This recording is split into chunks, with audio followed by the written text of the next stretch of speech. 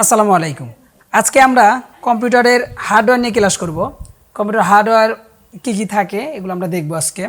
তো প্রথমত আমাদের এই যে পিসি বা সিপিইউ, যেটা ফুল ফর্ম হচ্ছে সেন্ট্রাল প্রসেসিং ইউনিট, ঠিক আছে। তো এটা হচ্ছে পাওয়ার কেবল, ঠিক আছে। এটার নাম কি? পাওয়ার কেবল, যেটার মাধ্যমে আমরা বিদ্যুতের লাইন দিয়ে থাকি, তারপরে আমাদের কম্পিউটারটা অন হয়। তো আমরা এটা এরকম ধরে, এই যে পিসিটা শক্তভাবে ধরবো, তারপরে ধীরে ধীরে এরকম টান দিয়ে খুলবো, ঠিক আছে। খোলার পর তাহলে এটা কি পাওয়ার কেবল খুললাম, এবং এটা পাওয়ার লাইন, ঠিক আছে। তারপর হচ্ছে আমাদের এটা হচ্ছে ভিজিএ পোর্ট, দেখি ভিজিএ পোর্ট, এবং এটার নাম ভিজিএ কেবল। তো এটা কীভাবে খুলবো? এই যে এটা স্ক্রুর মতো দেখেন নাট আছে, এগুলো এদিকে ঘুরায় দিয়ে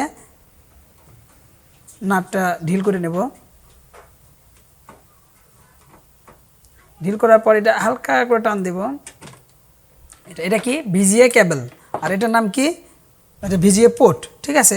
তারপরে আছে আমাদের এগুলা অন্যান্য পোর্ট আছে, এগুলা ডিবিআই পোর্ট বলে, ঠিক আছে। এগুলো আমাদের খুব একটা লাগে না।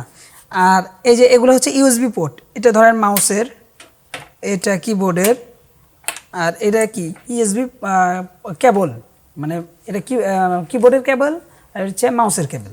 আর এই যে ইউএসবি পোর্ট, এগুলো কি? USB port. আচ্ছা, এই ইউএসবি এখন যে এটা আসছে, এটার আগের ভার্সন ছিল এই যে এগুলা, ঠিক আছে। এই ভার্সন ছিল, এটার নাম আমরা ওইটা পরে দেখে নেব।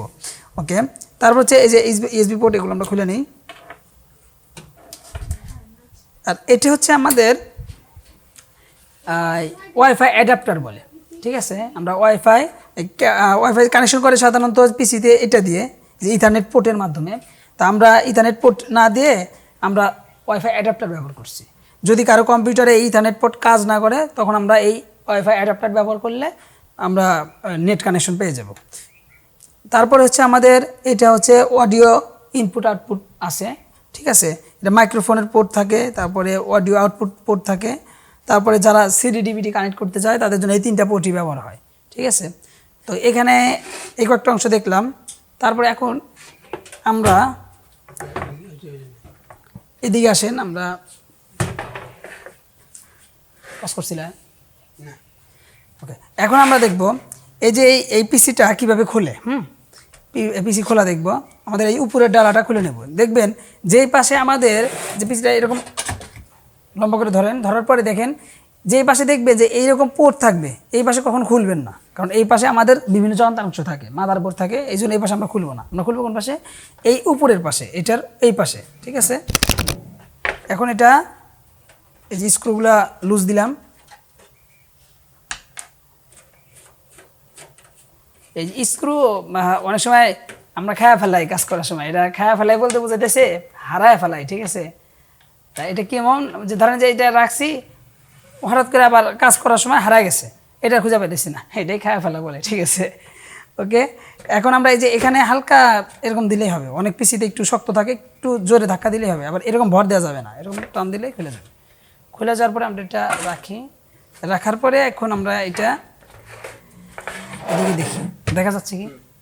ওকে, এখন দেখেন এখানে কয়েকটা অপশন আছে। এটা হচ্ছে কি? Power supply. এটার কাজ কি? এটার কাজ হচ্ছে এই আমরা যে বিদ্যুতের সংযোগ দেব, এই পাওয়ার সাপ্লাইয়ের মাধ্যমে কোন জায়গায় কি পরিমাণ বিদ্যুৎ প্রয়োজন সেটা সঠিকভাবে বন্টন করে দেয়, ঠিক আছে। এটা হচ্ছে পাওয়ার সাপ্লাইয়ের কাজ। তারপরে হচ্ছে আমাদের এসএসডি কার্ড, ঠিক আছে। এটা SATA এসএসডি, এটা হচ্ছে সহজ ভাষায় একটা মেমোরির মতো, ঠিক আছে। তারপরে হচ্ছে এটা কি করে? এটা কম্পিউটারকে চালু করতে সাহায্য করে। কম্পিউটার সব কিছু মিলাই হচ্ছে কম্পিউটারটা অন হয়। তাই আলাদা আলাদা কাজ আছে, যেটা এটা একটা হচ্ছে স্টোরেজ হিসেবে ব্যবহার হয়। তারপরে হচ্ছে আমাদের আছে এখানে দেখেন এই যে এই পুরোটা একটা কি? মাদারবোর্ড, ঠিক আছে। পুরোটার নাম কি? মাদারবোর্ড। আর এই যে পাওয়ার সাপ্লাই থেকে এক একটা পোর্ট আসছে, ঠিক আছে। এটা হচ্ছে 24 পিন কানেক্টর, এটার নাম কি? 24 পিন কানেক্টর। এই দেখেন 24 পিন কানেক্টর।